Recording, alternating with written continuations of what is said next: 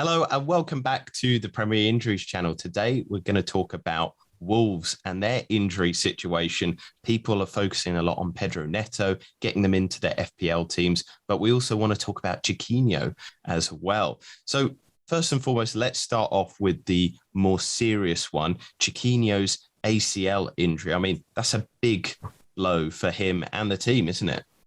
Yeah, absolutely. A fairly innocuous coming together in a behind closed doors friendly against Burnley last weekend.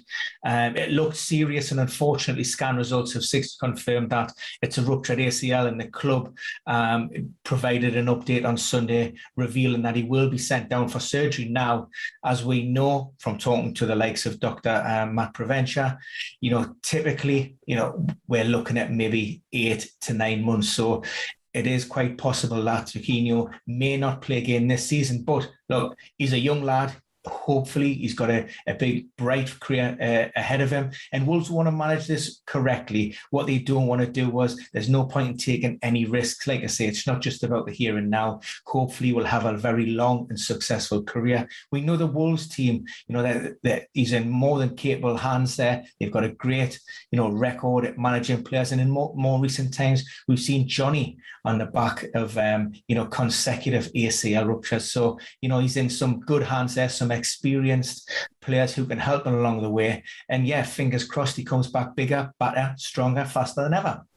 And also Wolves, one of the best injury records last season, wasn't it? So that kind of backroom staff there, they've got a reputation for being really good, don't they? Yeah, year on year in terms of, and it's not just the medical team I'm hastening at, it's very much a collective effort. And let's not take the players out of this equation as well. They still have to look after themselves away from the club, nutrition, but there's so many influencing factors can come, that contribute to whether a player availability or not. So look, but Wolves, like I say, year on year are always there or thereabouts in the team with regards to, one, the fewest number of injuries, the fewest number of serious setbacks, and some of the quickest return to players for injuries as well.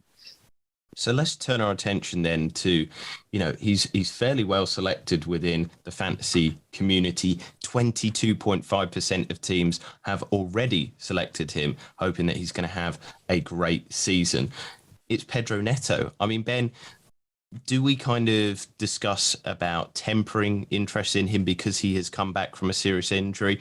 Or do you think that maybe the FPL community are onto something here? A little bit of an early, well, he's not a differential now because everybody seems to have him in, but is he somebody that could have a kind of second breakout season as a 5.5 midfielder? 2 points probably relating to Pedro Neto. First and foremost, I cast my mind back to just Wolves generally last season, and Bruno Lage just weren't very good, weren't very appealing on the eye, struggled to score, struggled to break down teams, maybe lost that focal point with regards to Raul Jimenez, who, quite understandably it was his first season back following that potentially sort of career-ending head injury. So there's that aspect, and these flair players may struggle if the team continue in that same sort of vein. However, let's put a positive spin on that. Pedro Neto was coming off the back of a fractured patella, returned to the squad in and around February, and there was high expectation there, and maybe for some, they were a little bit disappointed with his output, but it was understandable. Picked up little niggles, picked up a foot problem, and again, that's not unusual once you've been out for so long. I think he got his only goal of the season on in game week 37. Potentially there's a great asset there. But at the minute, there are no guarantees with anything. There still may be a period of time where he needs to play himself in. Still hasn't had a great deal of minutes under his belt in the Premier League since that injury. It'd be one I'll be watching with, fairly closely during pre-season. Goals was always my big concern with Wolves. They got 3 against Burnley last weekend. Now, you don't want to read into those friendlies into too great a detail, particularly early on. But, the signs are that if you can get a couple of goals then and build upon that and impress during that close season, then maybe, Pedro Neto is worth investing in. in terms of it then, just quickly, because I'll do a bit of a quick data analysis, but is there a high risk of re-injury with this type of injury? I mean, is this something that teams will have to, FPL players will have to look out for, that, as you like to say, a really good phrase, he'll be handled with kid gloves? You know, he might be taken off a little bit early when you want him on in those depths of the game situations where players make mistakes, where people are fatigued, and so goals do go in. You know, statistics prove that. Is that something that you expect Wolves to do, at least at the early part of the season? Like I say, he's been back in first team contention since February, barring those slight sort of knocks and niggles that kept him out for the odd game. So with regards to that patella, that kneecap injury, that's not of any great concern in the grand scheme of things. Like I say, it will come down to having a successful and fit pre-season program. If he can shine, if he can perform, if he can get the minutes and he can complete those sessions, then heading into game week 1 and beyond, then you can be fairly confident and hopeful that he's going to go out there and deliver for Wolves. Like I say, he's one small part in this Wolves team. There's a lot of pressure on his shoulders to deliver. And I'm waiting to see who else is going to really sort of come to the fore and stand out for Wolves, because, like I say, we've come off the back of a couple of disappointing seasons. First under Nuno.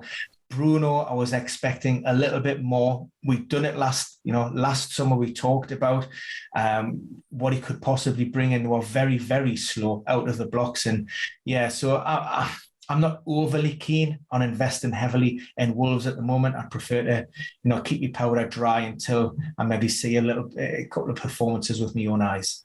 Yeah, and in terms of it last season, Wolves' defensive assets were very popular until the second half of the season, where they totally collapsed. And you and I kind of talked at length about how Jose Sarr, fantastic goalkeeper, he kept them in for a lot of last season, and he was the goalkeeper that had the highest XG prevented. But you can't kind of rely on that for defensive assets. But in terms of Pedro Neto, I mean, I wouldn't be looking at any of their attacking assets, because last season they had relegation level kind of attacking output. They had the second worst XG non-penalty. They had the second worst total XG. They were fourth worst for big chances created. They had the third least total chances created, and they had the second least shots inside the box. This wasn't a team that really, as you said on the eye test, were not very interesting, creative. They had lots of problems. And so going forward, I just think that they have a lot of problems. And Bruno Lage,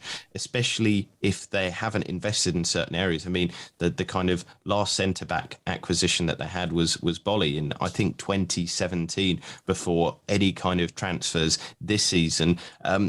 It's kind of worrying stuff. They really need to almost like a mini squad overhaul, and we shall see if that happens. But at the moment, nothing is kind of pointing in a positive general direction for me. In fact, they're talking about the fact that Ruben Neves might be leaving, and other players as well. So not the most positive situation there. But that's a data and injury analysis here. And of course, do stay subscribed to the channel, because we've got that all through this closed season period as we build up into the new 2022-23 season. But for now, I'm going to wish you the best of luck and the best of health, and we will see you again very soon.